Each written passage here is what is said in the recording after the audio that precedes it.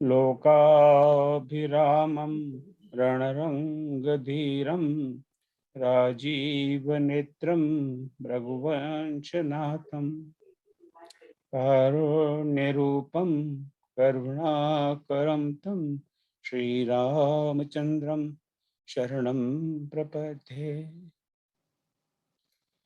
मनोजवं मारुततुल्यवेगं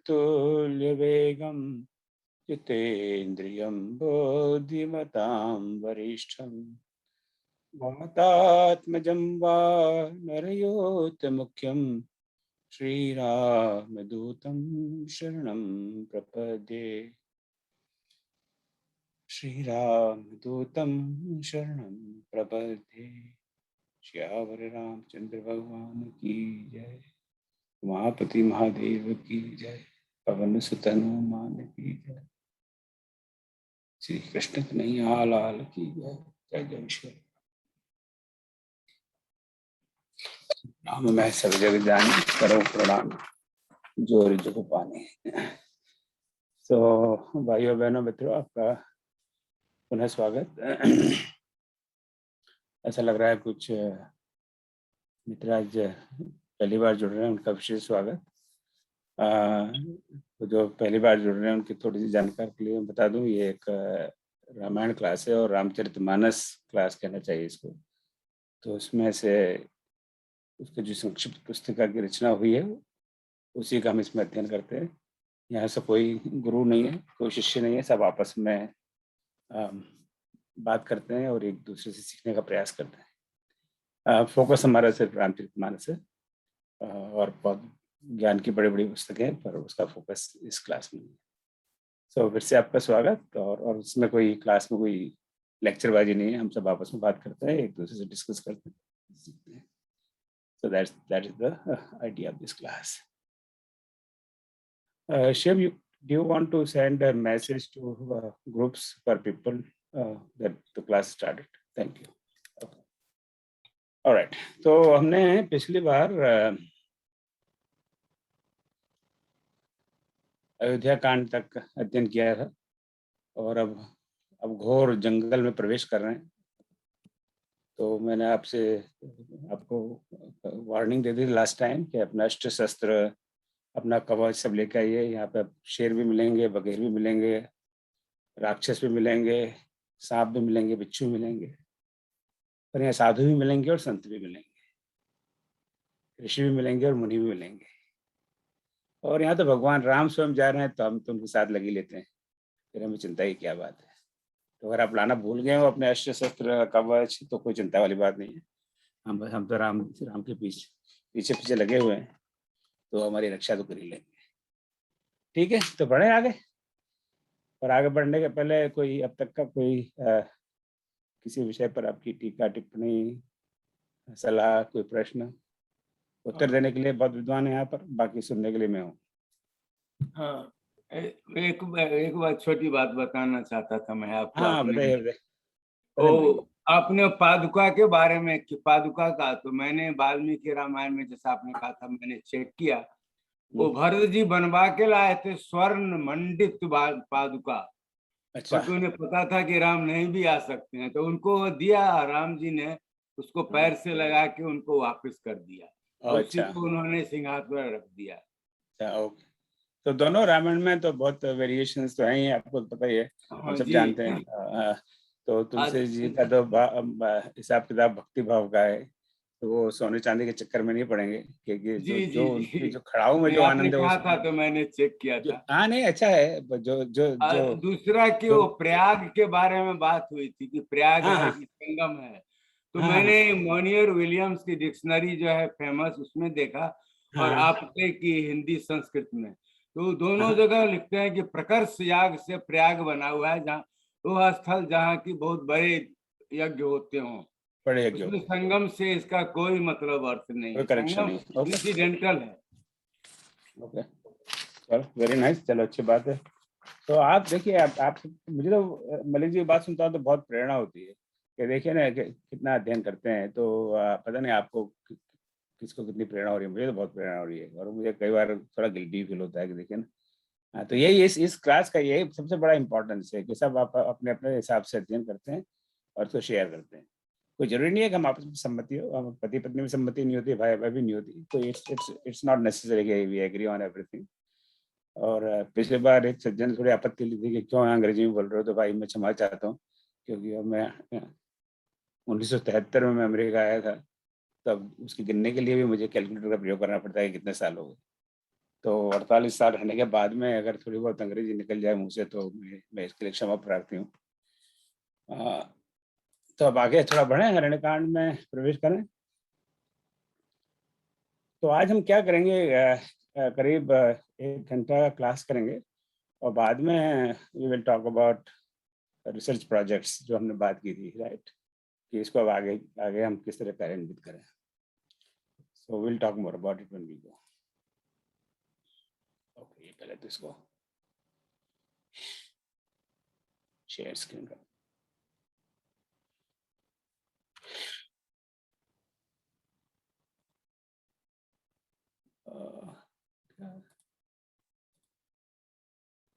तो इन power point में अगर आपको कभी किसी को कोई गलती नजर आए तो प्लीज लेट मी नो, और गलतियां होंगी अवश्य, ताकि मैं इनका सुधार कर सकूं। तो कम से कम अगली बार अगर ये क्लास हो, अगर हो तो गलती वाली स्लाइड में आप लोगों को नहीं दिखाऊं। तो आज सेशन 12 है, 12वां सेशन है, 11 सेशन हो चुके हैं।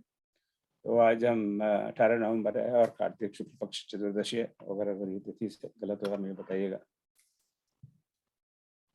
तो भगवान भरत जी तो चले गए वापस, राम जी ने समझा बुझा के भेज दिया, और राम जी तो चित्रकूट में रह गए।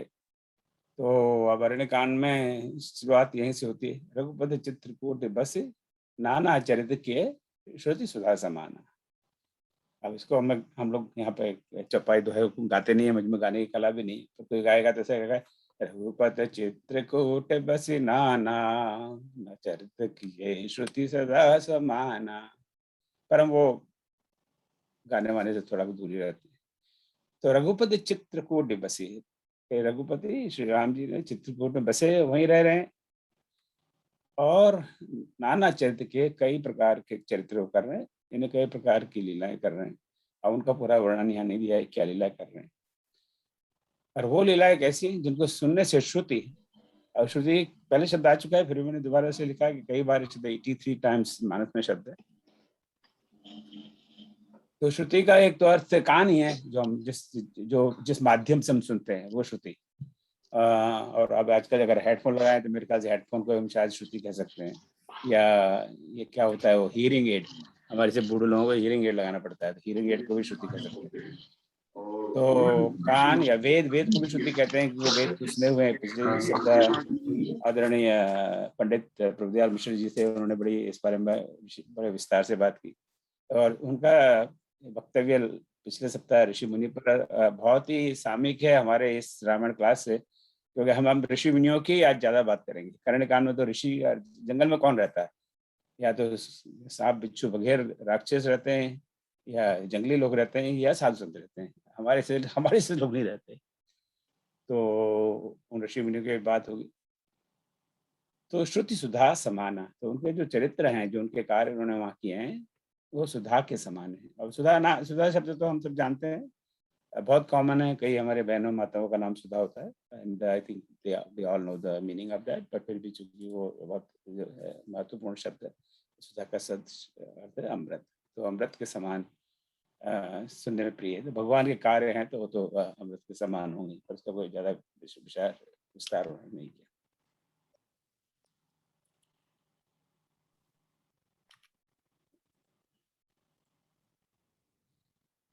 अब वहाँ चित्रकूट रह रहे हैं राम जी, और उनके मन में एक बार विचार आया है बहुरी। एक बार बाद में बहुरी शब्द पिछली बार हम देख चुके हैं, तो उस पर मैं नहीं आ रहा। राम अस मन अनुमाना हो है भी, उन्होंने मन में विचार किया, ऐसा मन में अनुमान हुआ, अंदेशा हुआ कि आप मैं यहाँ रह रहा हूँ और लोग लोग बड़ी भीड़ भाड़ होने लगी है। रोज रोज हजारों लोग इधर उधर से आते हैं दर्शन करने के लिए, मेरी बात सुनने के लिए। तो भीड़ भाड़ बहुत हो गई, सबई मोही जाना, और क्यों रही कि लोगों को पता लग गया, न्यूज फैल गई है, राइट। अब तो बात फैल गई, जाने से वो कोई मीरा की गिरधर गोपाल। ऐसे ऐसे कुछ है ना मीरा जी का भजन में। तो मीरा जी की बात फैल गई कि तो कान्हा कृष्ण कन्हैया उनके मेरे पति हैं, तो उनको अब कोई चिंता नहीं, जान गए तो जान गए, ठीक है। तो सब लोगों को पता लग गया कि मैं यहाँ पर हूँ और लोग बहुत भीड़ भाड़ आते हैं, तो सोचा अब यहाँ रहना ठीक नहीं है। तो सकल मुनि से विदा कराई, सीता सहित चले दो भाई। तो वहाँ जितने ऋषि मुनि हैं सबसे विदा मांगी कि भाई अब मैं यहाँ बहुत रह लिया, अब यहाँ से जरा अब चलता हूँ, क्योंकि यहाँ पे बहुत भीड़ भाड़ होने लगी। तब मेरे मन में प्रश्न भी होता है कि बार पावर पॉइंट बना रहा था कि भाई उससे क्या फर्क पड़ता है, भीड़ होने लगी तो अच्छी बात है, जाने की जरूरत क्या है। वो अपने पिताजी का और केकी माता का आज्ञा का पालन तो कर ही रहे हैं, नहीं कर रहे। उनकी माता का पिता का आज्ञा तो यही है नहीं कि वन में जाके रहो, मैं वन में तो रह ही रहा हूँ, अब यहाँ भीड़ हो रही तो उसका मैं क्या। तो एक क्वेश्चन मेरा रहा कि श्री राम ने चित्रकूट छोड़ने का निर्णय क्यों लिया, इस पर कोई आपके विचार। वहीं रहे थे आराम से, क्या दिक्कत थी, किसी ने मना तो किया नहीं था, उनको वीसा भी एक्सपायर नहीं हुआ, वीसा एक्सपायर हो गया है तो जाना है रिन्यू कराने के लिए कहीं और। सर जब वो हाँ शैल जी कहिए, शैल जी फिर जब सोनम जी। कोई वो पहले बोल ले।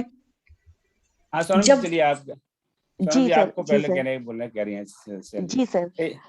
राम जी को आगे की लीला करने के लिए चित्रकूट छोड़ना ही था, क्योंकि अब उन्हें लंका के राजा रावण के क्षेत्र में प्रवेश करना था, रावण तक अपना संदेश पहुंचाना था और राक्षसों के अंतिम पड़ाव पे पहुंचना था और उनका संहार करने के लिए आगे की लीला तो आगे की लीला के लिए वो चित्रकूट छोड़ना चाह रहे थे, ठीक है, वेरी वेरी नाइस, ब्यूटीफुल।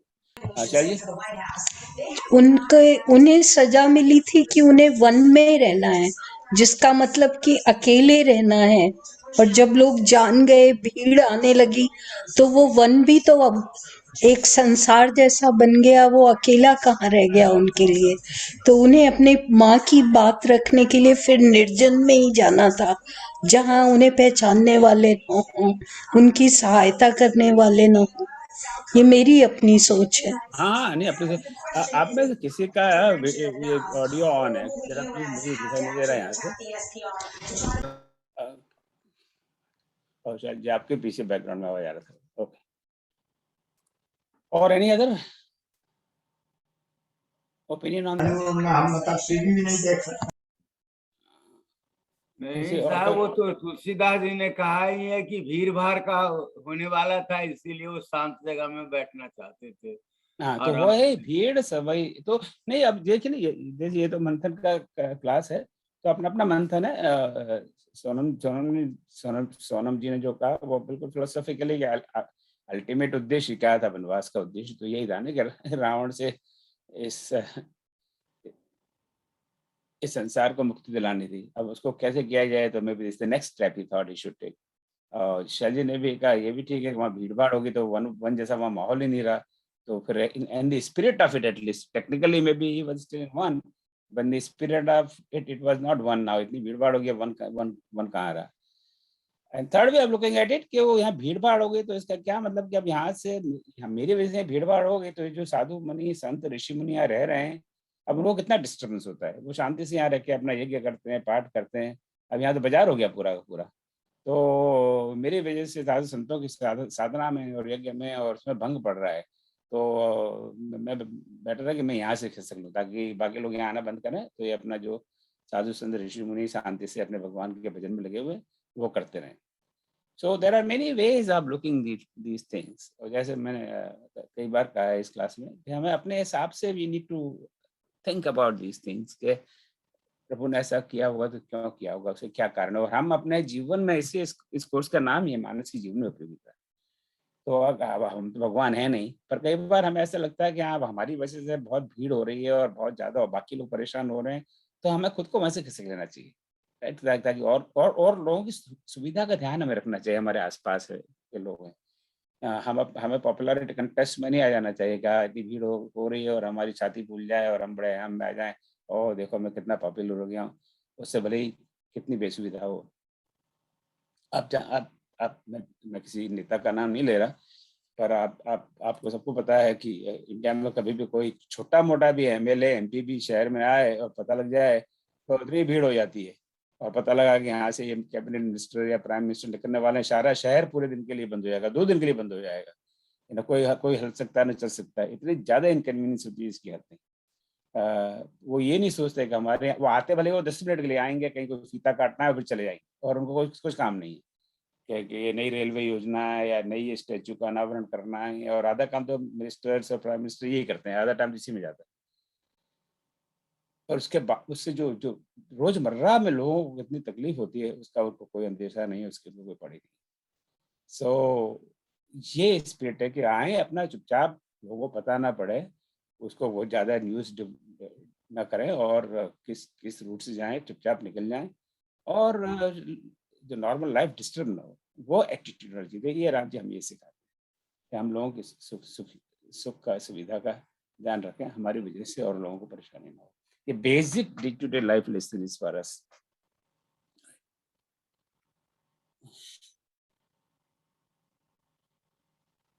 अब यहाँ से चलते हैं तो फिर अब देखिए, अब यहाँ पे ऋषि मुनियों से उनका मिलन और मिलना शुरू हो जाता है। तो सबसे पहले ऋषि अत्रि का बहुत बार पिछले शनिवार को पंडित प्रभुदयाल मिश्र जी ने उल्लेख किया। तो अत्रि के आश्रम जब प्रभु गए सुनत महामुनि हर्षित भय। तो जब अत्रि के आश्रम में प्रभु पहुंचे तो समाचार मिले महामुनि यानी अत्रि ऋषि को और अत्रि मुनि को, तो बड़े हर्षित हुए। स्वाभाविक है, अत्रि के आश्रम, ये सारे ऋषि तो बड़े त्रिकालदर्शी हैं, इनको सब पता है कि ये तो स्वयं परमात्मा के अवतार हैं। तो मुनि बड़े हर्षित हुए। और जो उनकी पत्नी है तो वहाँ अत्रि ऋषि भी राम जी की स्तुति करते हैं, और अनसुईया सीता जी से बात करती। तो चूंकि ये संक्षिप्त रामायण है तो we are skipping lot of lines. So Atri के आश्रम जब प्रभु गयो सुनत महामुनि हर्षित भयो। अनुसैया के पद गह सीता मिली बहोर सुशील विनीता। और सीता जी माता अनुसैया जो ऋषि की पत्नी है, अनुसुईया के पद, उनके चरण ग्रहण करती हैं गही, और उनके चरण स्पर्श करती हैं, और मिली बहोर सुशील विनीता। और फिर बहोर शब्द पहले कई बार आ चुका है, और फिर उसके बाद में जो मिलती हैं और उनका ये विशेषण है उनके लिए, वो सुशील है और विनीता है। सो सुशील अवधि में सुशील, पर हिंदी में सुशील, और उत्तम शील वाला, उत्तम स्वभाव वाला, उत्तम चरित्र वाला, उत्तम व्यक्तित्व वाला। और विनीता अगेन हिंदी के लिए विनीत। तो चौपाई छंद रचना के लिए विनीत की जगह विनीता, और या अगर ना आवश्यक विनीत तो जो ये दिस वर्ड वी नो विनेशी। तो अनुसुईया के पद गई सीता मिली बहोर सुशील विनीता। तो बड़ी सुशील स्वभाव वाली, अच्छे स्वभाव वाली और बड़ी विनयशील सीता जी उनके मिलती है, उनके चरण स्पर्श करती है। दिव्य बसन भूषण पहराए जय नित नूतन मंगल अमल सुहाए। तो अनुसैया जी उनको दिव्य वसन संस्कृत शब्द है, और अर्थ वस्त्र, 45 बार मानस में प्रयोग है। तो अनुसैया जी उनको वस्त्र देती हैं और भूषण देती है, आभूषण देती है।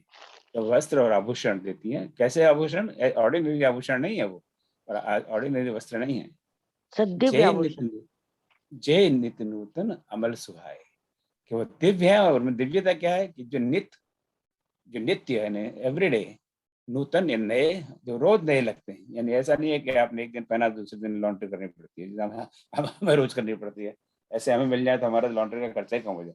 लॉन्ड्री का खर्चा कम, दोबारा खरीदने की चक्कर नहीं, एक बार खरीद लो बस लाइफ टाइम यूज करो।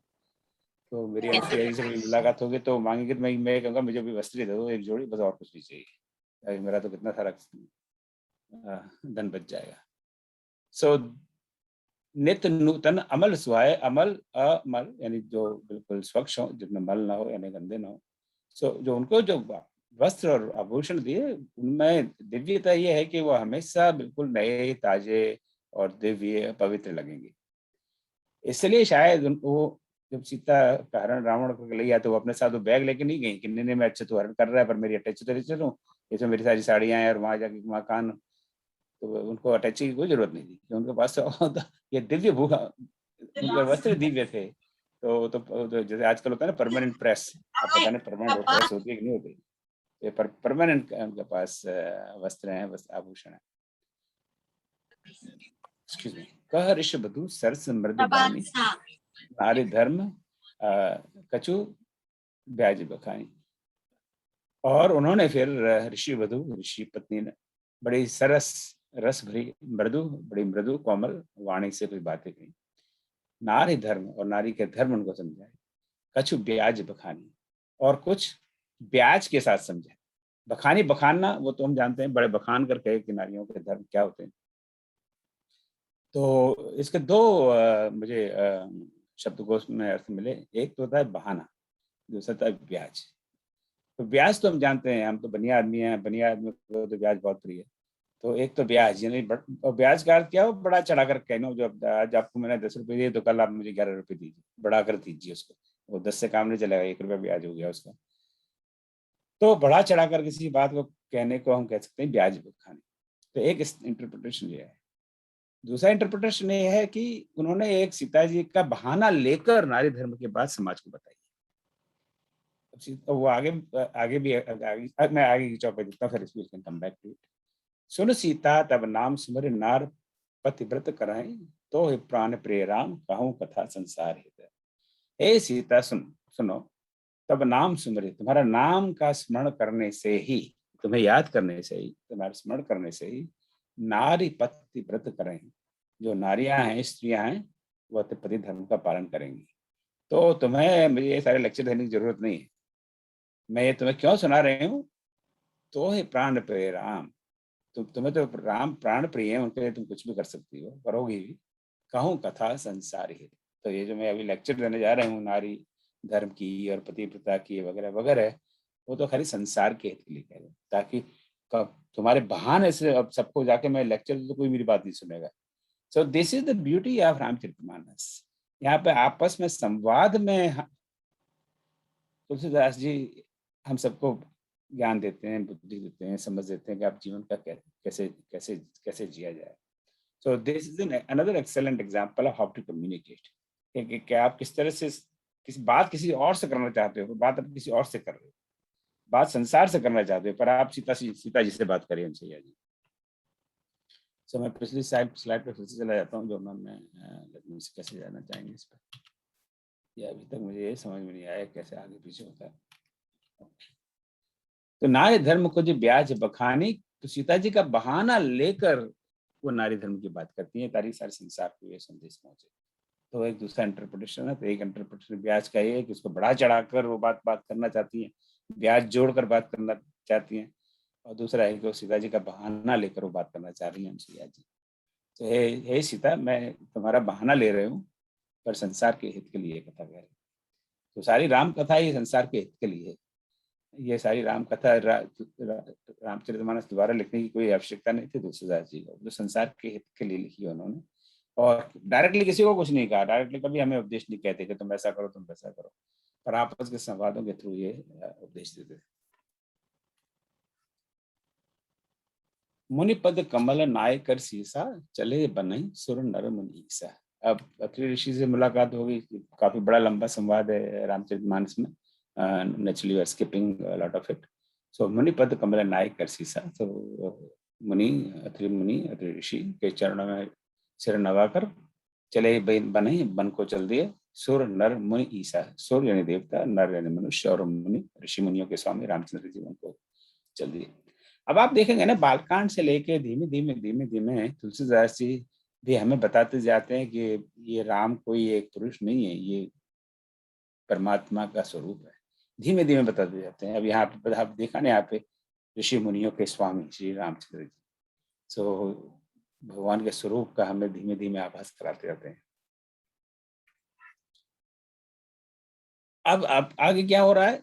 मिला असुर विराध मग जाता, आवत ही रघुवीर निपाता, पुण्य रघुनाथ चले बन आगे, मुनिवर वृंद विपुल संग लागे। और मिला असुर विराध मग जाता, आप मैंने बताया था शुरू में कि आप जैसे आप वन में भ्रमण करोगे तो वहां तो राक्षस भी मिलेंगे, सांप भी मिलेंगे, बिच्छू भी मिलेंगे, साधु भी मिलेंगे, अब साधु तो मिल गए, ऋषि मुनि मिल गए, अथर्व ऋषि मिल गए, अब एक असुर मिलता है, इसका नाम विराट है। और यहाँ पे कोई लंबा चौड़ा डिस्कशन नहीं है, एक चौपाई में सारी बात खत्म। आवत ही रघुवीर निपाता, उसके आते ही रघुवीर ने उसको निपाता, है ना, ये नाप दिया। अब हाँ, आजकल हम बिल्कुल चालू भाषा में कहते हैं मैंने उसको नाप दिया, या उसने उसको नाप दिया। तो नाप दिया शायद इसी से आया वो निपाता। तो निपाता संस्कृत शब्द निपात से, निपात का मतलब पतन और विनाश, या निपात करना, तो निपाता यानी उसका नाश कर दिया। तो आवत ही रघुवीर निपाता, तो उसके आते ही जैसे विराट को उन्होंने देखा गया असुर है, तो भगवान ने उसको आते उसका नाश कर दिया, यानी उसको उसका वध कर दिया, उसको मुक्ति दी। अब रघुनाथ तो चले जा रहे हैं, पुनः रघुनाथ चले बना गए मुनिवर वृंद विपुल संग लागे। तो जैसे वन में चलते जा रहे हैं, तो वन में तो आश्रम ही आश्रम है, दुनिया भर के ऋषि मुनि वहां रह रहे हैं, और जिस चीज को पता लगता है, जिस चीज को व्हाट्सएप मैसेज मिलता है, सब फटाफट वहां आ जाते हैं, चलो चलो चलो चलो, यहाँ तो श्री राम जा रहे हैं, चलो चलो चलो उनके दर्शन करते हैं। तो मुनिवर बड़े श्रेष्ठ मुनिवर, ये श्रेष्ठ हम पहले भी देख चुके हैं इसको। तो वृंद, वृंद का मतलब वृंद शुद्ध तत्सम समूह, और विपुल अगेन अगेन तत्सम विपुल। तो बहुत सारे मुनि, बड़े श्रेष्ठ मुनि, और विशाल दीर्घ अधिक प्रचुर मात्रा में। तो वही कई बार किसी की सुंदरता का वर्णन करो तो कई विशेषण का प्रयोग करते हैं, बड़ा सुंदर, बड़ा हैंडसम, बड़ा, मेरे पास इतना ज्ञान नहीं है बताने के लिए। तो बड़ा विद्वान, बड़ा पढ़ा लिखा, बड़ा पहुंचा हुआ, बड़ा ज्ञानी पुरुष है। अब 4-5 विशेषण का प्रयोग कर दिया।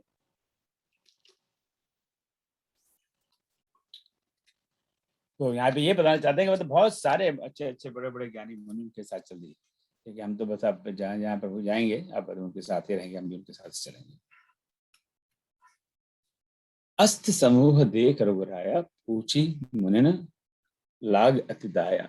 निश्चर निकर सकल मुनि खाए, सुन रघुवीर नयन जल छाए। तो अस्थि समूह देख रघुराया, थोड़ी देर आगे गए तो वहां देखते हैं अस्थियों का, हड्डियों का एक बहुत बड़ा पहाड़ है, बहुत बड़ा समूह है, ढेर सारी अस्थियां हैं, ह्यूमन बोन्स। तो उनको आश्चर्य होता है, लीला कर रहे हैं, भगवान को सब पता है, पर ये तो प्रभु लीला है, एक सामान्य आदमी की लीला है। हमें भी आश्चर्य होता है अगर हम कहीं चले उस तरह का दिखाई दे कुछ अजीब सी चीज, तो मन में उत्सुकता होती है क्या है, या इतनी हड्डियां क्यों हैं, या इतनी बड़ी लकड़ियां क्यों पड़ी हैं, और या इतना बड़ा पानी क्यों बह रहा है, कोई अजीब सी बात देखे तो आश्चर्य होता ही है, मन में प्रश्न खड़ा होता है कि ऐसा क्यों है, अनयूजुअल। पूछिए मुनि लाग अति दाया। तो मुनि तो उनको बड़ी दया आई कि क्या हो क्या रहा है, सारे मुनि तो साथ हैं ही हैं, क्या भाई तुम लोग तो यहाँ रहते हो, लोकल आदमी हो, तुम लोगों को पता होगा ये चक्कर क्या है, यहाँ पे इतनी सारी हस्तियां, मनुष्यों की इतनी हस्तियां, ऐसा क्या है। अस्त समूह देख रघुराया, पूछी मुनि लाग अति दाया। बड़ी दया आई उनको, और बड़ी दया से पूछा कि हुआ क्या है। अब ये तो है नहीं कि उनको पता नहीं कि क्या है, पर फिर भी वो एक मनुष्य की भांति पूछते हैं। अब उनका उत्तर है, निश्चर निकल सकल मुनि खाए, फिर सुन रघुवीर नयन जल छाए। वो कहते हैं कि निश्चर तो हम जानते हैं राक्षस, निकर शब्द पहले भी आ चुका है, फिर भी हम पुटिंग अगेन। समूह, निकर मतलब समूह, तो निश्चरों के समूह यानी बहुत सारे यहाँ पे राक्षस रहते हैं, उन्होंने बहुत सारे मुनियों को खा लिया है। यहाँ पे हम ऋषि मुनि रहते हैं, पर राक्षस आते हैं, हमें खा जाते हैं, वो खा जाते हैं और बाद में हड्डियां पड़ी रह जाती हैं। तो निश्चर निकर सकल मुनि खाए। तो हमारे पास कोई इधर रिसोर्स भी नहीं है कि इनको ले जाके गंगा जी में बहा दें, तो निश्चर निकर सकल मुनि खाए। अब इतनी बड़ी बात कि हाँ ऋषि मुनियों को राक्षस खा जाते हैं और उनकी हड्डियां पड़ी हैं। सुन रघुवीर नयन जल छाए, ये सुनकर भगवान के नेत्र में आंसू आ जाते हैं, अश्रु आ जाते हैं। इसीलिए तो हमको करुणा निधान कहते हैं, राइट। सो करुणा निधान है, करुणा के सागर है, दूसरों का दुख देखकर दुखी होते हैं और आंखों में उनके आंसू आ जाते हैं। तो इसी भाव से प्रेरित होकर ये क्वेश्चन ये है कि भगवान राम कब कब अपने अश्रु बहाते हैं रामचरितमानस में, और क्यों बहाते हैं। तो ये मैंने प्रश्न डाला है, उसका उत्तर भी मैं भी आपको देता हूँ। तो आप इसको मैं रखता हूँ मिनिमाइज, और ये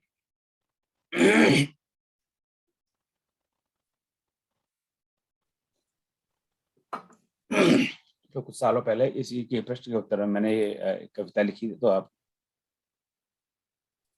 मैं थोड़ा सुना देता हूँ। जी। हाथ जोड़ मैं करूँ प्रणाम, करते सजल नयन तुमरा। हाथ जोड़ मैं करूँ प्रणाम, करते सजल नयन तुमरा। तुम हो सकल सुखों के धाम, अश्रु बहाते फिर क्यों राम। हाथ जोड़ में करूं प्रणाम, करते सजल नयन तुमरा। बसे चित्रकूट जब से राम, अवधपुरी सुमरे गुणधाम। लोचन भर लाते सुख धाम, सुमर जन्म भूमि मेरे राम। भरत आगमन सुन के राम, भावाकुल होते श्री राम। विदा कीन भरत को राम, लोचन भर लाते मेरे राम। वन में बसे मुनि निष्काम, अस्ति देर देखे श्री राम। जो प्रसंग में हम आज अभी बात कर रहे हैं, वन में बसे मुनि निष्काम, अस्ति ढेर देखे श्री राम। तजे प्राण कर सेवा राम, अश्रु भर लाते श्री राम। गीधराज सेवक श्री राम, तजे प्राण कर सेवा राम। दुर्लभ गत दीनी श्री राम, बरलोचन दीना निज धाम। सीता दुख सुन कर सुख धाम, भराए लोचन श्री राम। हनुमत निरखे सीता राम, भरलोचन पुलकित श्री राम। मूर्छित लक्ष्मण देखे राम, बहुविध सोचे सीता राम। भाई गवाया मैंने किस काम, मनुज भांति रोते श्री राम। भाई गवाया मैंने किस काम, मनुज भांति रोते श्री राम। करे विभीषण विनती श्री राम, करो कृपा ओ मुझे दाम। मीठे बचन सुनत श्री राम, सजल नयन मेरे श्री राम। चढ़ पुष्पक लौटे श्री राम, देख अयोध्या पुलकित राम। सजल नयन होते श्री राम, रघुपति राघव राजा राम। मिलते भरत बंधु श्री राम, बहुत खूब, मिलते बहुत खूब। भरत बंधु श्री राम। प्रेमाश्रु सींचे श्री राम, भरत प्रेम की गाथा राम, वर्णन सके स्वयं श्री राम। भरत प्रेम की गाथा राम, वर्ण सके स्वयं श्री राम। अंगद कहे न जाता राम, दो चरण कमल सेवा श्री राम। सुनकर बचन सजल श्री राम, सुनकर बचन सजल श्री राम। किष्किंधा में तेरा काम, सनकादिक ऋषि आए मिल राम, सनकादिक आए मिल राम। ऋषिगण हृदय पटल श्री राम, देख दशा उनकी सुख धाम। श्रवित नयन प्रभु सीताराम, रघुपति राघव राजा राम। जय श्री राम, जय जय श्री राम। हाथ जोड़ मैं करूं प्रणाम, करते जय श्री सजल राम। नयन तुमरा। बहुत सुंदर, बहुत सुंदर। अच्छा आपके अच्छा भक्ति भाव उत्तर को, दिया आपने। आपके भक्ति भाव को प्रणाम करती हूँ। आप अपने भारत देश से इतने दूर रहकर भी अपनी संस्कृति को, अपने राम को नहीं भूले, आपको कोटि कोटि प्रणाम। और आप इसी तरह से इस अलख को जगाए रखिए और हम सब आपके पीछे पीछे चलकर इस ज्योति को और जलाने में प्रयासरत रहेंगे। बहुत अच्छा लगा, हम सभी को अच्छा लगा, बहुत सुंदर।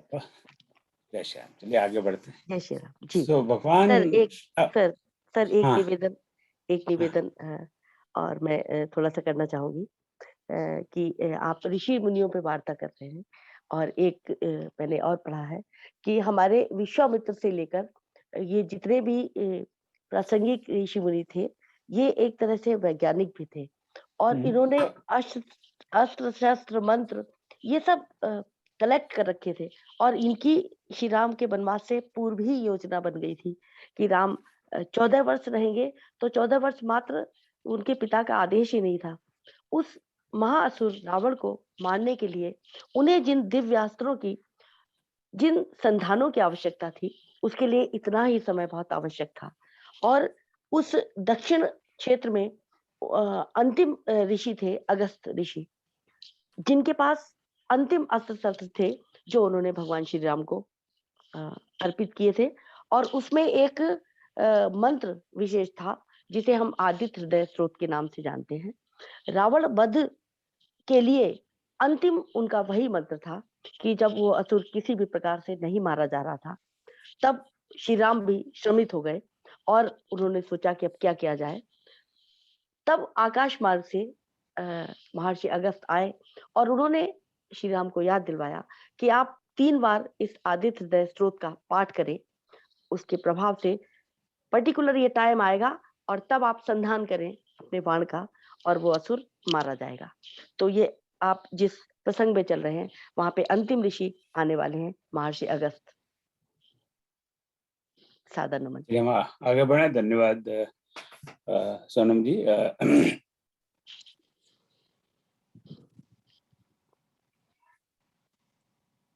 निश्चरहीन करौ महे भुज उठाए पन की, सकल मुनिन के आश मन जाय जाय सुख दी।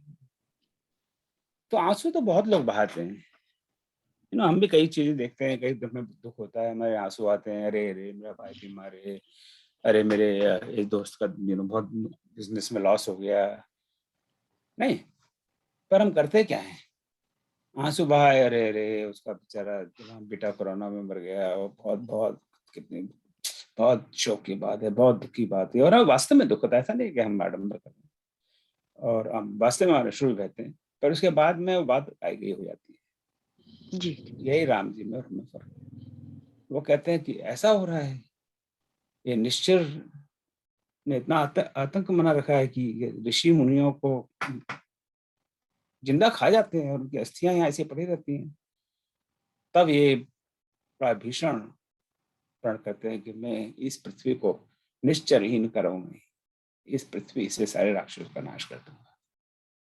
तो ये again every line has a lesson for us, क्योंकि हमें ऐसा कभी महसूस हो तो अच्छे, हमारी इतनी सामर्थ्य नहीं है कि हम सारे पृथ्वी से दुष्टों का नाश कर सकें। हम जानते हैं इस पृथ्वी पर बहुत अनाचार हो रहा है, हम कहेंगे सारे नाच मैं भी विचार उठा के प्रण ले लूंगा, मैं इसमें सारे दुष्टों का नाश करूंगा, तो ये संभव ही नहीं है।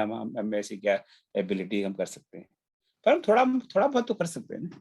कहाँ किसी को दुख हो, कोई कष्ट हो, परेशानी हो, उसको देख के हमें दुख हो रहा हो, तो हमें सोचना चाहिए हम इसके लिए कर क्या सकते हैं, हम क्या कर सकते हैं आंसू बहाने के अलावा। और ऐसा नहीं कि हम नहीं कर सकते, हम कोई थोड़ा बहुत कर सकते हैं, कोई बहुत ज्यादा करने की आवश्यकता नहीं है, और कर सके तो अच्छी बात है, पर न कर सकते तो कोई बात नहीं। पर ये प्रश्न हमें अपने आप से पूछना चाहिए, क्योंकि इस मैं देख रहा हूँ यहाँ महा दुख है, महा परेशानी है, महा कष्ट है, तो उसके लिए मैं क्या कर सकता हूँ। This is a very important lesson here, कि मैं क्या कर सकता हूँ। तो ये तो प्रभु हैं, तो प्रभु ही नहीं, चलो इनको हम ये भी भूल जाए एक मिनट के कि प्रभु हैं, प्रभु राजकुमार हैं, एक राजा है, तो राजा के नाते उनका ये धर्म है कि इस दुष्टों को का नाश करें। तो प्रतिज्ञा करते हैं मैं राक्षसों का नाश कर दूंगा, और फिर सकल मुनि के आश्रम जाए जाए सुख दे। और उसके बाद में फिर एक के बाद एक ऋषियों को मिलते हैं और उनको नाना प्रकार के सुख देते हैं। उनके आने से ही सुख है, और इससे ज्यादा क्या सुख मिलेगा। तो यहाँ पर भी दो क्वेश्चन है आप लोगों के लिए, होमवर्क के लिए, कि राम जी ने कब कब प्रतिज्ञा की, और क्योंकि ये हमने पिछले सप्ताह भी इस बारे में बात की थी, और इनके अलावा भी और मानस में कहाँ कहाँ और किस किस प्रतिज्ञा उल्लेख है। आपको थोड़ा सा स्मरण रहना चाहिए, सबको विनती है मेरी कि ये रामचरितमानस का क्लास है, और बहुत सारे ग्रंथ हैं तो ऊपर, अगर उन सब की बात करना चाहें तो get out of focus, so we want to remain in focus, और our focus is Ramcharitmanas. Valmiki Ramayana पे हमारे एक पूरा प्रोफेसर बालकृष्ण मुनियप्पन ने क्लास की थी पिछले साल, तो उसकी सारे यूट्यूब वीडियोज हैं, तो जिनको वाल्मीकि रामायण में रुचि हो वो सारी यूट्यूब वीडियो आप जाके देख सकते हैं। आतिथ्य की बात की थी सोनम जी ने, उस पर भी एक विद्वान ने एक वक्तव्य दिया था इसी फोरम पर, उसका भी यूट्यूब वीडियो है, तो वहां पे जाके उसको आप देख सकते हैं। मुनि अगस्त्य कर शिष्य सुजाना, नाम स्तुति रति भगवाना, मन क्रम बचन राम पद सेवक, सपने आन भरोसन देवक। सर प्रेजेंटेशन नहीं आ रहा है सर। ओ प्रेजेंटेशन नहीं आ रहा, ओ थैंक यू, आपने बताया क्यों नहीं, मैंने नहीं किया हुआ ना screen share, sorry about that. हाँ थैंक यू। अब इसको करंट स्लाइड, आप आ गया ना? हाँ ऐसा कुछ तो आप मुझे प्लीज टोक दिया करेंगे, मुझे पता ही नहीं रहता क्या हो रहा है। मुनि अगस्त कर सुजाना, नाम स्तुति रति भगवान। तो आगे बढ़ते हैं, राम भगवान को ऋषि मुनियों के यहाँ जा ही रहे हो, तो चलते चले जा रहे हैं, जहाँ जहाँ ऋषि मुनि मिलते हैं मिलते जाते हैं। अब यहाँ पर उनके सुतीक्ष्ण ऋषि से या मुनि से भेंट होती है, तो उनका नाम सुतीक्ष्ण है और वो अगस्त्य ऋषि के शिष्य है। मुनि अगस्त्य के शिष्य सुजाना, नाम सुतीक्ष्ण रति भगवान, उनके भगवान में रति है। मन क्रम वचन, मन कर्म और वचन से, वाणी से राम के चरणों के सेवक हैं, और सपने आनंद भरोसा देवक, और सपने में भी किसी और अन्य देवता पर भरोसा नहीं है, मतलब उनकी पूर्ण भक्ति श्री राम में है। तो बड़ी सरल सी दोनों चौपाई है। सुतीक्ष्ण जी का बहुत छोटा सा प्रसंग है, एक ऋषि है, राम में भक्ति है,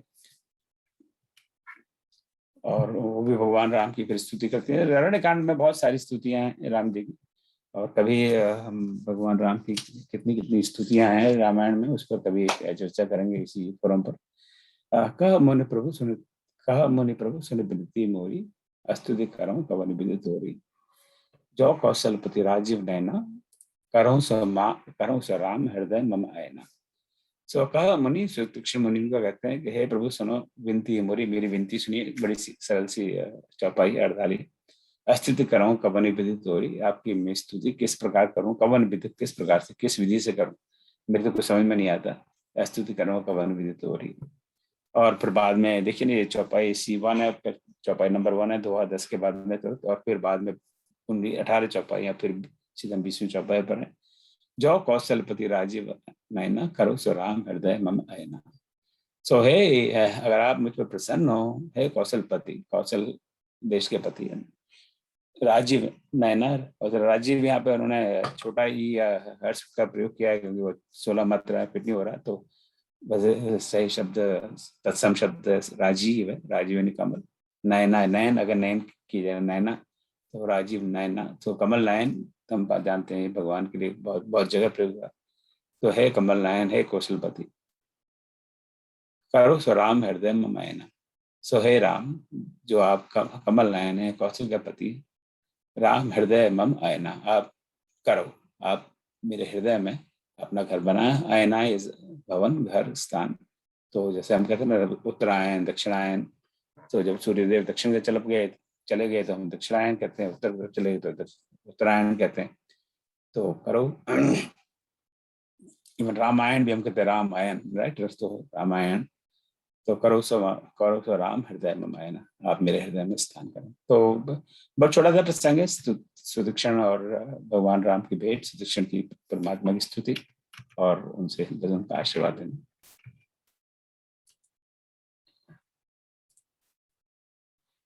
और अनुज जान के सहित प्रभु, चाप बाण धरे राम, मम हेय गगन इंदेव, बसों सदा निष्काम। तो हे प्रभु, बस आप मुझे यही आशीर्वाद दीजिए, अनुज, अपने अनुज लक्ष्मण, जानकी, सीता जी के सहित थे प्रभु, चाप बाण धरे राम। तो धनुष, चाप इस धनुष, बाण इस बाण, और राम है राम अपने धनुष बाण सहित अपने भाई लक्ष्मण और माता जी के साथ बस मम ही है, मेरे हृदय में ऐसे वास करिए जैसे कि गगन इंद्र इव। तो इव शब्द है, इंदु का अर्थ चंद्र, पहले हम देख चुके हैं बिल्कुल बालकांड में, बिगनिंग में कुंद शिव जी की स्तुति में कुंद इंदु समदेह, तो चंद्र की तरह इव, इव का अर्थ है जैसे और की तरह, जैसे उपमा के लगे ये इव का शब्द, इव का इव शब्द का प्रयोग है। तो चंद्रमा की तरह, तो चंद्रमा की तरह जैसे चंद्रमा आकाश में स्थित है, उसी तरह आप मेरे हृदय में स्थित होकर निवास करें।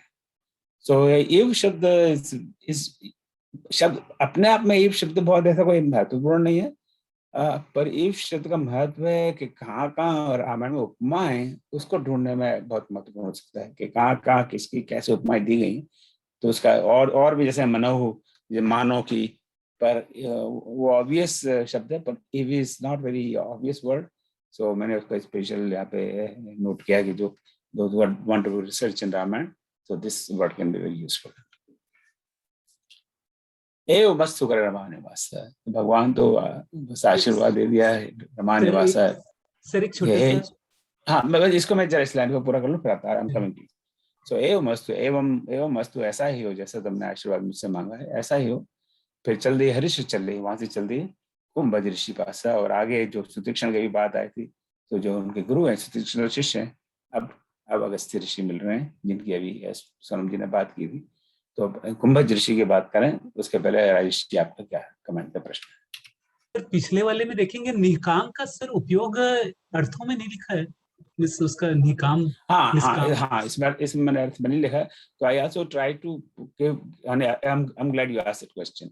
सो बसव सदा निष्काम, अब यहाँ पे how do you want to interpret this word निष्काम, कि हे प्रभु मेरे हृदय में आप बसिए, मेरे हृदय को अपना घर बनाइए। अब निष्काम का क्या अर्थ हुआ यहाँ? चलो before I comment on that, anybody else has any comment कि निष्काम यहाँ कैसे फिट हो रहा है? सर स्थिर, निष्काम का मतलब स्थिर होके आप सदा के लिए निवास करें। हाँ, तो निष्काम जिसमें कोई काम भाव, निष्काम का शाब्दिक अर्थ क्या, जिसको कोई कामना ना हो, राइट? जी जी, जिसके कोई कामना ना हो, तो जी। जिसके कोई कामना ना हो, अब हमारी तो बड़ी कामना रहती है कि अरे अभी ये क्रिसमस आ रहा है, तो वेकेशन है, तो चलो कहीं घूमने चलते हैं। यहाँ कहाँ घर में रहते रहते बहुत बोर हो गए, हम बड़ी जल्दी बोर हो जाते हैं घर में।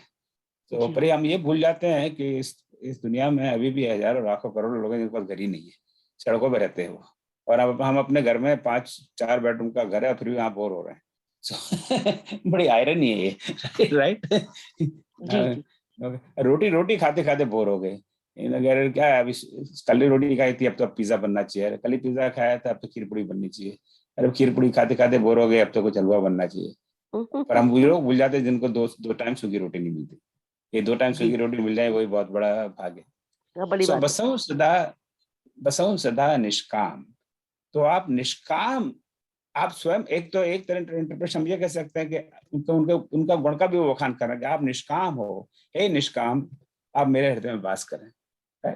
और दूसरा जिसे अभी सोनम जी ने टिप्पणी दी कि निष्काम रूप में, यानी एक स्टेबल फॉर्म में, एक स्थायी फॉर्म में, यानी कि आप आ जाओ मेरे हृदय में 2-4 दिन के लिए और फिर वेकेशन के लिए और फिर खिसक लो यहाँ से, यहाँ आपकी और कोई कामना नहीं होनी चाहिए यहाँ, और यही परमानेंट सिटीजनशिप में दे दूंगा, और फिर आपको फिर कहीं जाने की जरूरत नहीं। So again that's how we want to interpret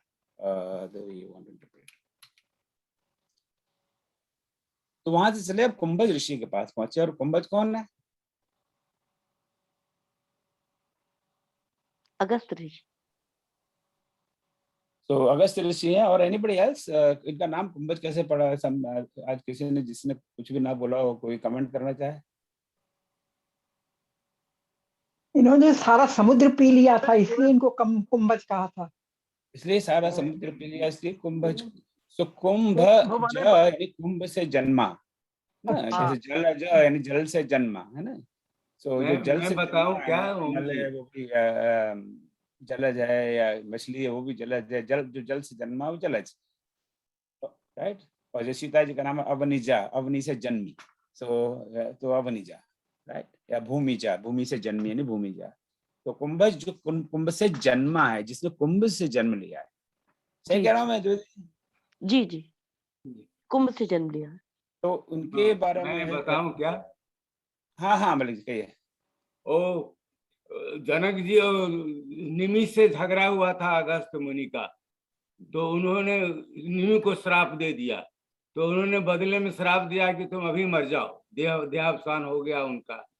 तो मित्रा वरुण ने उनको घड़े में रख करके बॉडी को उससे उनको फिर से पैदा किया, इसीलिए कुंभज ऋषि उनका नाम। हाँ, तो वो घड़े से जन्मे, कुंभ, कुंभ यानी घड़ा, तो कुंभ से जन्मे इसलिए नाम कुंभज है। तो just small tidbit like that. तो कुंभ से जन्मे, तो अगस्त ऋषि का एक नाम कुंभज ऋषि है। तो चले हर्ष चले कुंभज ऋषि पाशा। तो आप चल रहे हैं वहां पर, उनको आशीर्वाद दे दिया, एवं मस्त करे रमा निवासा हर्ष चले कुंभज ऋषि पाशा। और थोड़ी दूर गए तो वहां पे कुंभज ऋषि का आश्रम आ गया। आप लेट मी गो बैक। अब ये दोहा 12 की पहली चौपाई है, and again we are skipping several lines. और अंत में यहाँ दोनों के वार्तालाप के बाद में अब भगवान उनसे फिर सलाह मांगते हैं, जैसे और लोगों से मांगते हैं। अवसो मंत्र देहु प्रभु मोही, जय जी प्रकार मारो मुनिद्रोही। वो भूले नहीं है उन्होंने जो प्रतिज्ञा ली है कि मुझे निश्चरों का नाश करना है। हम लोग तो प्रतिज्ञा दे के अभी प्रतिज्ञा दी और 5 मिनट बाद भूल जाते हैं। अरे मैंने ऐसा कब कहा था? मैंने ऐसा कहा ही नहीं। कोई आपको याद भी दिलाया तो उसका मैंने ऐसा कहा था? अरे तेरे को कुछ समझने में भी भूल होगी। इसलिए तो दुनिया भर के लीगल डॉक्यूमेंट हमें बनाने पड़ते हैं क्योंकि बात आदमी मुकर नहीं जाए, राइट। तो अभी recently I had some experience, पर वो अभी मैं शेयर नहीं करूंगा। तो वर्बल बात का कोई मतलब नहीं है। आप और हमारे में वर्बल बात हो तो आप आराम से कल मुकर सकते हैं, मैं आराम से मुकर सकता हूँ। रिटर्न एग्रीमेंट उसको साइन कराओ, एफिडेविट करवाओ, दुनिया भर के काम करवाओ, तब भी लोग मुकर जाते हैं, कहते सारा एग्रीमेंट जाली है, असली है ही नहीं। पर ये बात नहीं है, यहाँ भगवान मुकरे नहीं है। उनको पता है मैंने ये प्रतिज्ञा ली है कि निश्चरहीन कराऊं भाई। पर अभी निश्चर से मुक्त मैं करूंगा कैसे? मुझे तो पता भी नहीं है। अब ये उनकी लीला है, ये नहीं पता नहीं है। निश्चरहीन कराऊं भाई। तो अब ये अगस्त ऋषि को पूछते हैं कि भाई इनसे मैं पूछता हूँ, हो सकता है इनके पास कोई आइडिया हो, कोई फॉर्मूला हो इन निश्चरों को मारने का। अब सो मंत्र देहो प्रभु मोहि, हे प्रभु, हे मुनीश्वर, हे मुनिवर, आप मुझे वो मंत्र दीजिए, वो मुझे फॉर्मूला दीजिए जिससे मैं इन्हीं मुनिद्रोही, ये जो राक्षस यहाँ पर सारे बसे हुए हैं, जो यहाँ पे ऋषि मुनियों को इतना तंग करते हैं यहाँ तक कि उनको खा जाते हैं, यही प्रकार अब मारो मुनिद्रोही, जिससे उनका मैं नाश करूं। अब कोई छोटा मोटा ऋषि होता है हमारे जैसा होता तो वो खुल जाता, अरे मेरे से सलाह मांग रहा है तो कुछ पता आंसर नहीं होता भी हम जरूर सलाह देंगे। कई बार ये देखा जाता है, हम लोग कोई हमसे सलाह मांग ले तो हम पूरा के पूरा सलाह देने के लिए बिल्कुल तैयार रहते हैं, हालांकि उस विषय के बारे में कुछ नहीं पता हो। आप सड़क पे जा रहे हो और वहाँ पे कोई रास्ता भूल जाए और वहाँ किसी को बोलेंगे, अच्छा भैया ये राधेश्याम कॉलोनी कहाँ है? तो आपने अनुभव किया, पता नहीं अनुभव, मेरा तो अनुभव किया है, 90% जिसको आप रोकोगे वो कोई ना कोई आंसर आपको जरूर देगा। मेरे ख्याल से आप दाएं जाइए, फिर उसके बाद में मंदिर है, उसके बाद में बाएं तरफ है। वो दूसरा बोलेगा नहीं ये मैंने सुना है तो सही यहाँ पर कहीं पर, मुझे ध्यान नहीं आ रहा, पर मुझे लगता है कि आप थोड़ा आगे थोड़ा पीछे जाइए, आधा मील वहां पर राइट साइड में। 90% आपको लोग कोई ना कोई आंसर जरूर देंगे। कोई ये रेयरली कोई ये कहेगा कि उसको नहीं पता है कि वो राधेश्याम कॉलोनी कहाँ है।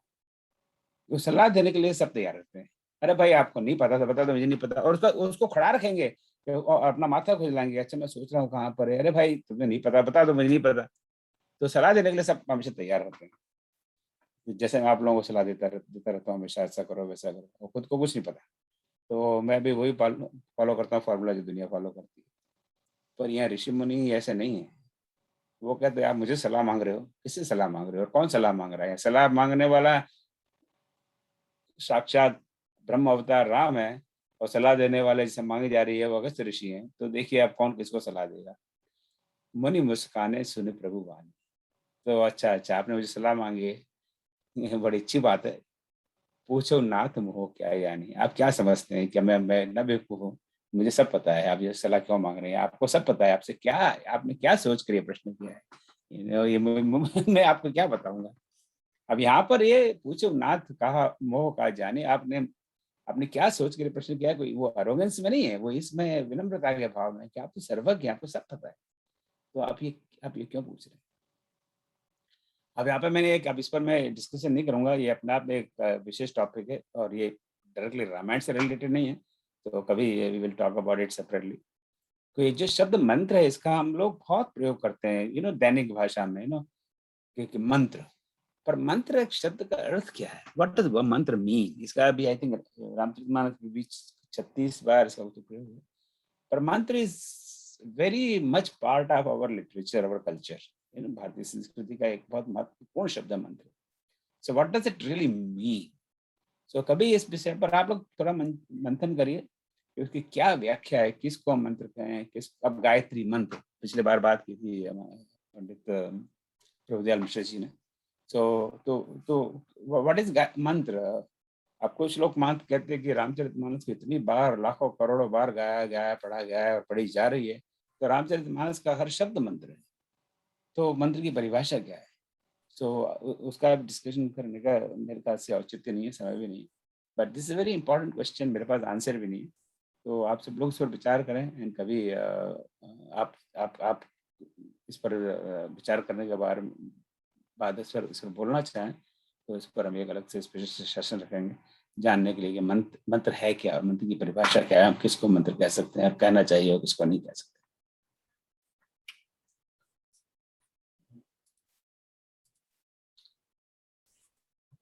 अब इन दोनों के बीच में अगस्त्य ऋषि और भगवान राम के बीच में बहुत बड़े संवाद है, बिल्कुल शॉर्ट में 2-4 लाइन।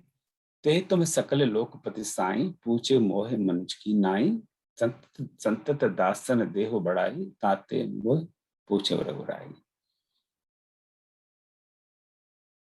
ते तुम सकल लोकपति साई, हे साई मतलब हे स्वामी, ते तुम सकल, तुम तो सारे लोगों के, सारे सकल लोक, सब लोगों के पति हो, आप स्वयं ब्रह्म हो।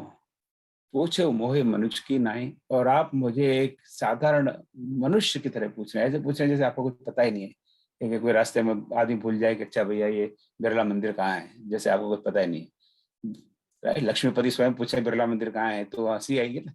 राइट।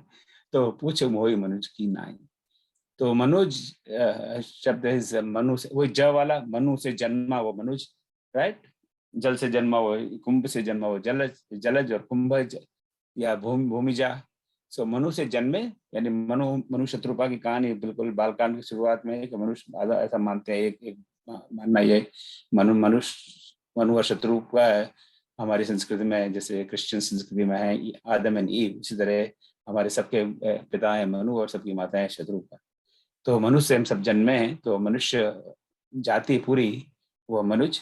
तो आप ऐसे पूछें जैसे आपको मनुज एक साधारण मनुष्य हो, मनुज की नाई, और नाई और नाई दो शब्दों का अर्थ थोड़ा सा, और ये नाई का 40 बार प्रयोग है। नाई यानी जैसे समान, मानो जैसे आप एक साधारण मनुष्य हो, और साधारण मनुष्य की तरह आप मुझे पूछ रहे हो।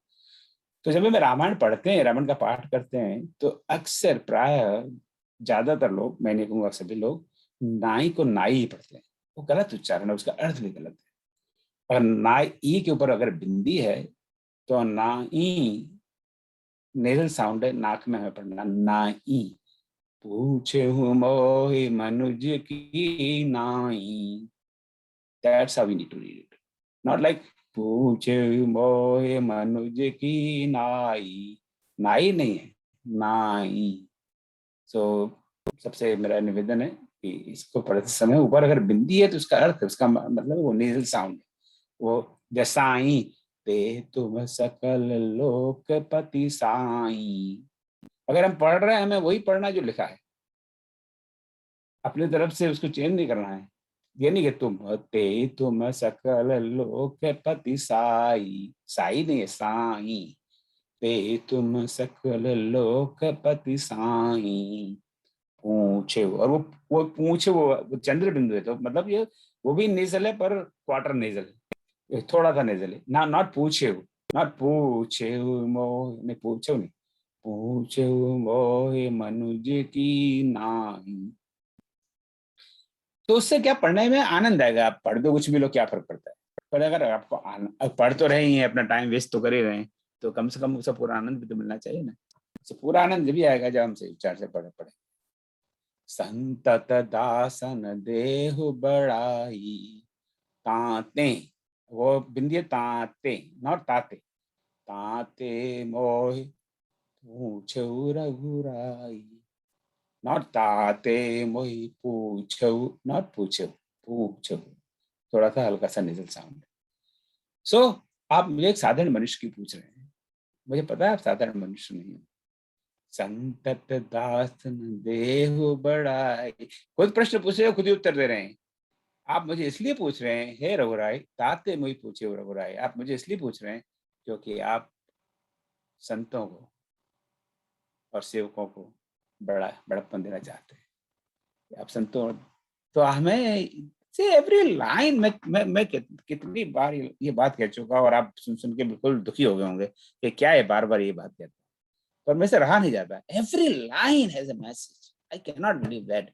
ऐसा कैसे संभव है कि हर लाइन का मैसेज, राइट? हमें भी जीवन में है ना, हमें दूसरों को बढ़ाई देनी चाहिए। ये नहीं कि सारा श्रेय खुद ही ले लो, हाँ मैं सब जानता हूँ, मुझे सब ज्ञान है, तुझे क्या पता। हमें ज्ञान है, फिर भी हम दूसरों को अवसर देना चाहिए। कई बार ऐसी सभाओं में, मंचों में एक आदमी होगा, वो हर चीज में बोलेगा, दूसरों को भी अवसर दो। सब बाकी लोगों को पता पड़ गया बहुत बड़े ज्ञानी, पर और लोगों को भी हमें अवसर देना चाहिए। We need to give chance to other people, right? So, पर कोई और ना दे पाए तो definitely speak, no question about it. पर we need to give opportunity to other people. तो देखिए ना, दासों को, संतों को, सबको आप मुझे इसलिए पूछा कि आप मुझे बड़प्पन देना चाहते हैं कि मैं आपको बताऊं ताकि मेरा नाम बड़ा हो। कभी अगस्त्य ने बताया है राम को कहाँ जाके रहना है, अब इतिहास में मेरा नाम लिखाया है, आप मुझे बड़प्पन देना चाहते हैं, कितनी बड़ी बात है। अब जब आपने पूछा ही है और आप मुझे बड़प्पन देना चाहते हैं तो ठीक है, आपकी मर्जी। हे प्रभु परम मनोहर ठाऊ, पावन पंचवटी तेहि नाऊ, दंडक बन पुनीत प्रभु करहु, उग्र साप मुनिवर कर हरहु। तो हे प्रभु, आपको जानना ही है तो मैं आपको बताता हूँ। हे प्रभु परम मनोहर ठाऊ, ठाऊ पहले हम एक बार देख चुके हैं, ठिकाना, कि मैं आपको एक ऐसा ठिकाना बताता हूँ, एक सी जगह का नाम बताता हूँ, उसका एड्रेस दे देता हूँ, आप अपने आईफोन में डाल दीजिए उसको, बोलो बालो। वो परम मनोहर है, मन को हरने वाला है, मतलब बड़ा सुंदर है, परम मनोहर। पावन, पावन है, पवित्र जगह है, परम सुंदर है। उस जगह का नाम है तेहि नाऊ, नाऊ यानी नाम, उसका नाम है चित्र पंचवटी, उसका नाम पंचवटी है। और पंचवटी है तो जैसे हमने बार बार कहा कि वो अवधि में व का उच्चारण कम है, तो व की जगह ब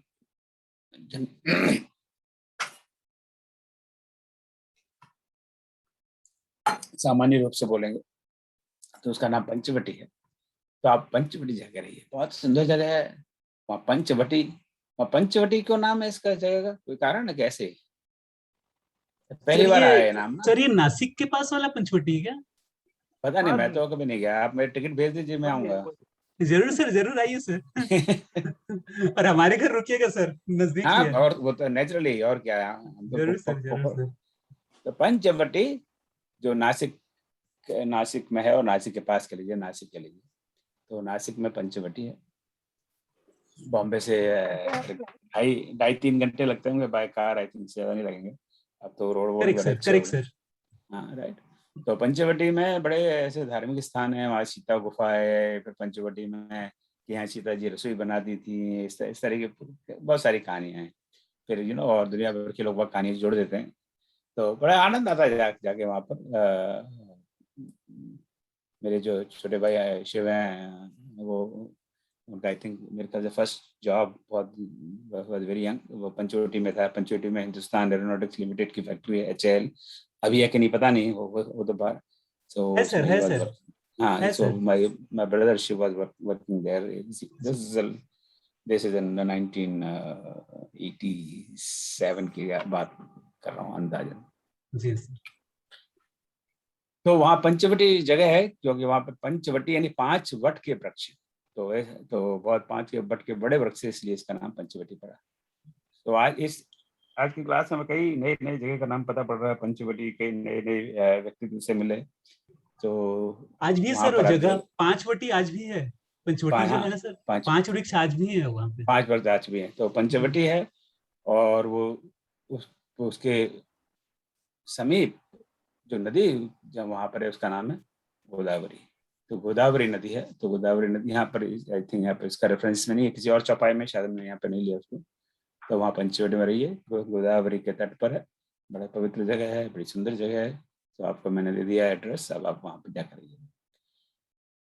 पर उनका भी वेस्टेड इंटरेस्ट है, वहाँ के एड्रेस वो क्यों बताते हैं, क्योंकि दंडक वन पुनीत प्रभु करो ग्रसाप मुनिवर करो, कि वो जो जगह है वो दंडक वन में, और उस दंडक वन में बड़ा शापित है, उसको शाप दिया हुआ है मुनिवर ने, गौतम ऋषि ने शाप दिया, उसकी अपने आप में अलग कथा है। तो ये सब all these things are like homework for you to figure out कि उन्होंने क्या शाप दिया, क्यों दिया, कब दिया, क्योंकि उन सब हम चर्चा करेंगे तो फिर वो 1 घंटा लग जाएगा। तो गौतम ऋषि ने वहाँ शाप दिया, तो वो सारी जगह ग्रसित है। तो वहाँ तो ना कोई खेती होती है, ना कोई लाइफ है, और बड़े बीहड़ स्थान है। तो आप वहाँ जाएंगे तो सब ठीक हो जाएगा। वो हम अहिल्या, उनको पता है अहिल्या वाला प्रसंग, कि वो बड़ी भीड़ जगह थी और वहाँ ना कोई मृग पक्षी कुछ नहीं था, और राम जी वहाँ गए और अहिल्या शाप से मुक्त हो गई। तो ऑलरेडी प्रूवन, ये Ram ji established his credentials, उनके बायोडाटा में लिखा हुआ है कि मैंने वहाँ पे अहिल्या को नारी बनाया हुआ था। तो वो रेज्यूमे लेकर राम जी घूमते थे, तो उनके पास थी उनके रेज्यूमे कि हाँ इनके पास प्रूवन क्रेडेंशियल्स है। तो वहाँ जाके ताकि दंडक वन शाप से मुक्त हो जाए। So whenever anybody goes to Bombay next time, Nashik is 1 day trip, ज्यादा भी रह सकते हैं। मॉर्निंग में आप टैक्सी लीजिए, वहाँ पहुँच जाइए, 2-2.5 घंटे के अंदर सारे दिन भर वहाँ दर्शन करिए, और रात को शाम को you can come back to Bombay. और ज्यादा टाइम है तो of course you can always, इन सब जगहों के लिए तो कितना भी समय कम पड़ता है। वही त्र्यंबकेश्वर ज्योतिर्लिंग भी है पास नासिक से। हाँ, वो ज्योतिर्लिंग का क्या नाम है? त्र्यंबकेश्वर सर। हाँ, त्र्यंबकेश्वर, हाँ त्र्यंबकेश्वर, हाँ ज्योतिर्लिंग, बिल्कुल वो पास में ही, तो त्र्यंबकेश्वर ज्योतिर्लिंग है। तो बाय 1 get 1 फ्री वाला स्कीम है वहाँ पर। तो नासिक में तो आप दोनों काम वहाँ पे। तो फिर वो भी और भी आसपास बड़े स्थान है, शेड़ी बाबा का मंदिर वही आसपास ही है, मैं तो वहाँ तो गया नहीं। तो जिसकी जैसी भावना।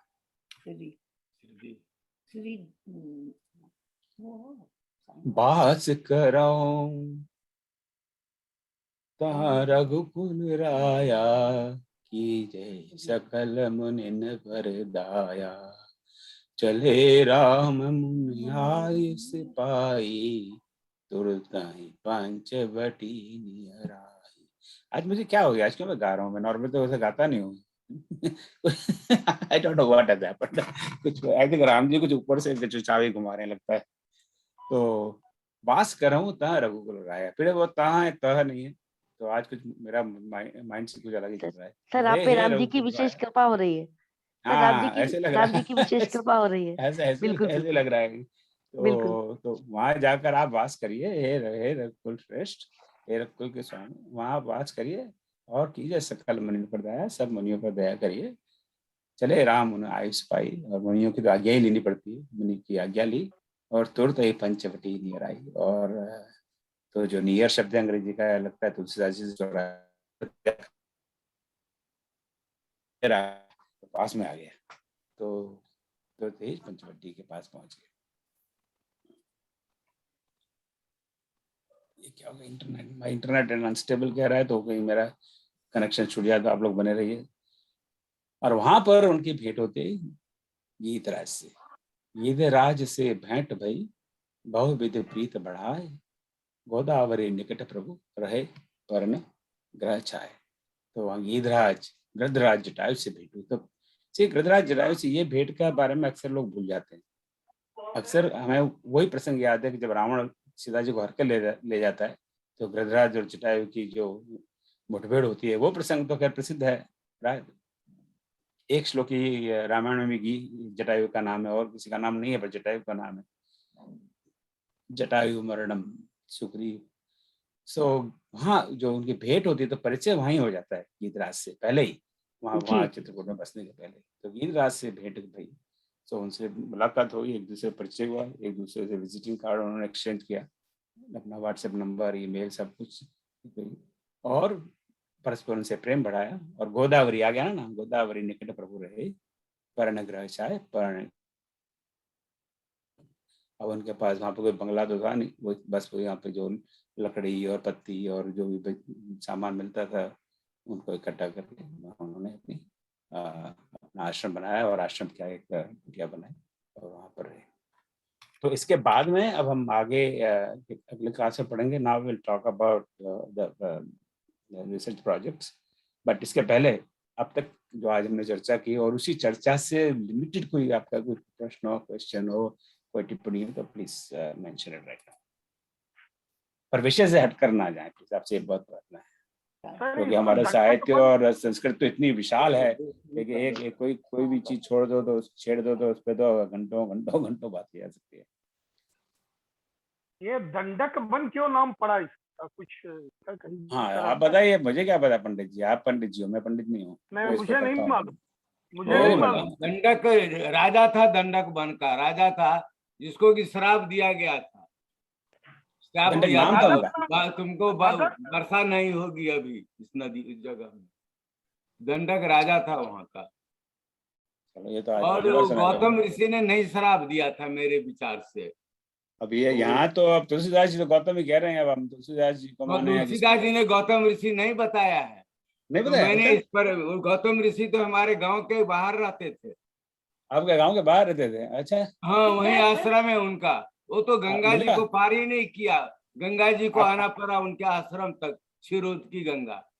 एक्चुअली मैंने टीका में फिर चेक किया तो शंकरानंद जी जो चन्मय निशन के 3 वॉल्यूम बनाया है, नई है सबसे, उसमें वो कहते हैं शुक्राचार्य ने दिया था, गौतम ऋषि ने नहीं दिया था।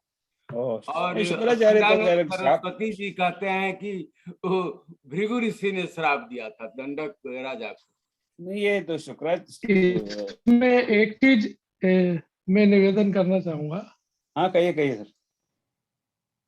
कहिए। हाँ, ये दंड जो है,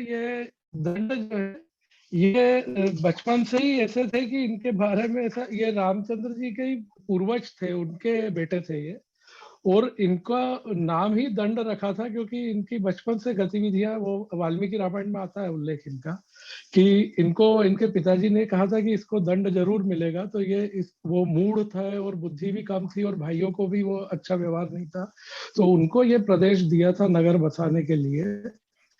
और वहां उनसे शुक्राचार्य की बेटी को लेके कुछ वो हुआ था गड़बड़, तो उनको श्राप मिला था कि ये हिस्सा 7 दिन में राख बन के पूरा नष्ट हो जाए, राख से ढक लेगा ये एरिया, और उसके बाद ये हुआ है। तो वो दम पे ये पड़ा है।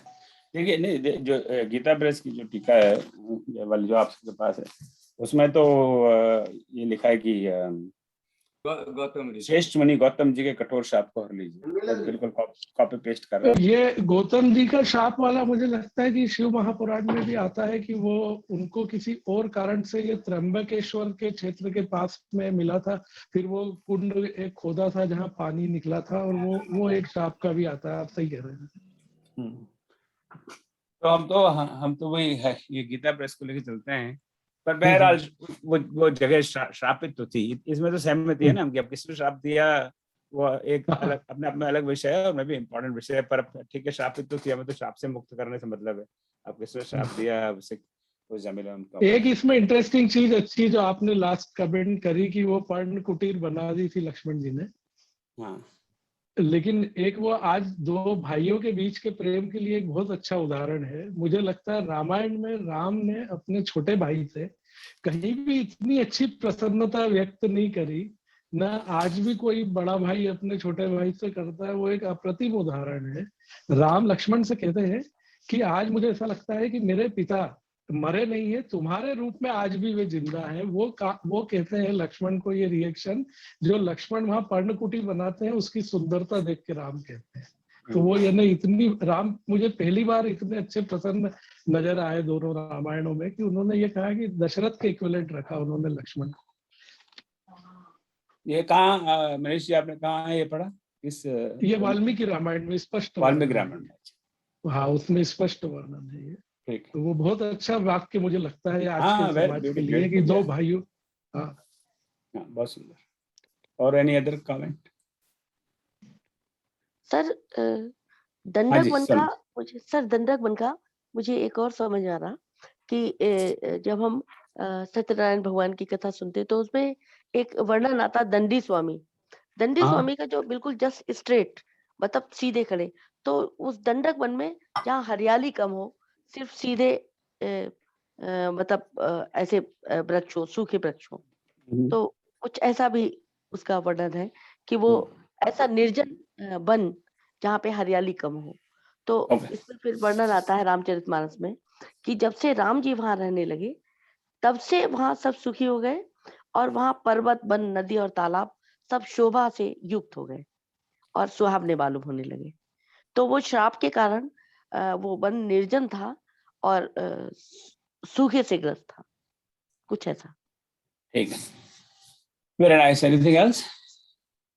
ओके, तो अभी हमेशा ही टाइम, तो आई थिंक मेरे ख्याल से 10 मिनट हम लोग चर्चा करते हैं रिसर्च प्रोजेक्ट में। तो इसमें जो मित्र जो लगातार रामायण क्लास में शुरू से जुड़े हुए हैं, मैं उनसे बात करना चाहता हूँ। तो बाकी सब अगर रहना चाहे तो मुझे कोई आपत्ति नहीं है। तो this is what we will like to talk about. So मैं जैसे आप देख रहे हैं क्लास में, हर क्लास में कुछ न कुछ क्वेश्चंस छोड़ देता हूँ। Some of them are actually some small research questions. So I would like, everybody who wants to do it, I will not impose it. और कई लोगों ने आप लोगों ने अपने नाम भेजे हैं, उसके अलावा भी बहुत लोगों ने नाम दिए। पर इसके पहले I want make an announcement before I forget कि न्यू ईयर ईव पे 31 दिसंबर को वी विल डू अखंड रामायण। 31 दिसंबर को शुरू करेंगे भारतीय समय 9 PM tentative, that's the thought, till 1 जनवरी 2022। तो उस 24 घंटे के दौरान मेरे ख्याल से सारे विश्व में वर्ष का परिवर्तन होगा। तो उसमें we will have a 30-minute slots to read. There will be 45 slots of 30 minutes each. तो अगर उसमें आप उसका गूगल फॉर्म मैंने आज अभी बनाया है, पर अभी मैंने उसको अपलोड नहीं किया है। I've sent it to Shiv to double check कोई मिस तो नहीं हो रहा। तो उसको मैं उस फॉर्म को पहले मैं ये रामायण क्लास के ग्रुप में रखूंगा और जो हमारा मंगलवार को रामायण पाठ करते हैं उस ग्रुप में रखूंगा। सर तो आपकी रुचि को आप पहले उसको आप गूगल फॉर्म को भरिए। मैं 2-3 दिन वहाँ रहने दूंगा, उसके बाद में आई पुट वाला other groups. So I want to give priority to this group and the group which is reading Ramayana part very regularly. So just make sure you fill in that form up, and again that Google form आपको कुछ लोगों को अभी भी लगता होगा कि क्या ब्यूरोक्रेसी लगा रखी है, but it's very important for us to have that to organize data. Otherwise, very difficult to keep track of data. We have so many projects, so many activities, so many people are involved, which is a very good thing, but then that requires a structure. तो अगर आप कई बार अब लोग मुझे कहते हैं अच्छा हमें वहाँ अभी हमें जैसे राम हाइको का प्रोग्राम होगा, अब क्या आज मुझे राम हाइको देना है और मैं डायरेक्टली भेज दूँ, पर उन्होंने गूगल फॉर्म भरा ही नहीं। So we don't have data. So ऐसे random emails or random WhatsApps, that's impossible for us to keep track. So I just want to make sure that you're all aware of it. I think पिछले साल मेरे ख्याल से मई जून में हम लोगों ने अखंड रामायण की थी इस फोरम पे। It was a very successful experience. Ram ji की कृपा से we had absolutely uninterrupted 24-hour Ramayana part. There was no interruption. Technology ने मदद की, internet didn't fall down, nothing happened. I think Zoom की limit है 24 hours की. I think 24 hours के बाद में I think it stops. So we will make sure that we finish 24 hours. तो सर उसमें रामायण का पाठ करना है? हाँ, ये तो कह रहा हूँ मैं। जी 24 घंटे का तो रामायण पाठ होता है ना, अखंड रामायण, राइट? जी। हाँ, तो उसमें कितना समय मिलेगा? half an hour every slot, 30 minutes. Okay. And we have that all homework was already done last year. So exactly, first slot will be from this line to this line, second from this line to this line, and we will have some sessions before that to everybody understands everything. That we don't want any interruption, right? And we want a commitment कि जो भी पाठ करना चाहे वो कम से कम 2 घंटा time निकाले, ये नहीं कि मेरा आधा घंटा का पाठ कर लिया और मैं अब चला यहाँ से, अब मुझे क्या मतलब इस रामायण से। सो 24 घंटे तो अब में से कोई नहीं बैठ सकता, we don't have physical ability to do that. पर अगर आप सिर्फ आधा घंटा ही बैठना है और आधा घंटा ही रामायण पाठ के वहां से खिसक लेना है, then to be put it very blunt, you are not welcome, because we don't want people. We should have here to others. हाँ, वो all अभी आप थोड़ा सा प्रतीक्षा करिए ना, सारी information will come by messages. So but मोटी बातें मैं इसलिए बता रहा हूँ कि लोग बाग पूरा पढ़ते नहीं, that's the unfortunate part of it. आप तुम Google form में भी write everything, but people don't read. Google form में भरेंगे तो सीधा फटाफट भर के भेज दिया, they don't read everything. So that gets a problem. So individual responses, how many responses we can give, right? Sir, हम रामायण प्रेमियों के लिए ये बहुत शुभ सूचना है कि हमें जुड़ने को मिल रहा है, और एक ऐसे मंच से जो मंच विदेश में रह के आप नहीं ये देश विदेश छोड़िए, ये देश विदेश हम लोगों ने बनाए हुए हैं। ये ब्रह्मांड राम जी का बनाया हुआ है कि हम लोगों ने इसको डिवाइड कर दिया, ये भारत है, ये चीन है, ये अमेरिका है, ये जापान है। ये राम जी तो बना के नहीं गए, उन्होंने एक भूमंडल बना दिया। अब तुम लोगों ने भारत बना दिया, पाकिस्तान बना दिया, चाहे चीन बना दिया, तेलंगाना बना दिया, आंध्र प्रदेश बना दिया, महाराष्ट्र बना दिया। ये सब हमारी रचना है। तो let's not be that narrow minded. So we are all part of one. हम कहते हैं, बात करते हैं हम वसुदेव कुटुंबकम, फिर दूसरे सेकंड में बात करने लगते हैं, और ये पाकिस्तान है, ये चीन है, ये जापान है, ये तेलंगाना, ये आंध्र प्रदेश है, ये क्या है? दोगली बात हम क्यों करते हैं? तो अगर वसुदेव कुटुंबकम है तो वसुदेव कुटुंबकम है। So we can't have two things, Okay. So what I was saying is कि those who come with that mindset, मेरी आज ड्यूटी लगी है आधा घंटा रामायण पाठ करने की, और ये YouTube पे लाइव होगा तो वो आधा घंटे में पाठ करूंगा, सब लोग आना, बाद में हमें क्या मतलब इससे? If that's the mindset, don't, because that's not the mindset. Okay, I think so. Coming back to the research project, you have any thoughts? You tell me. Anybody has given any thought? What is that you would like to do?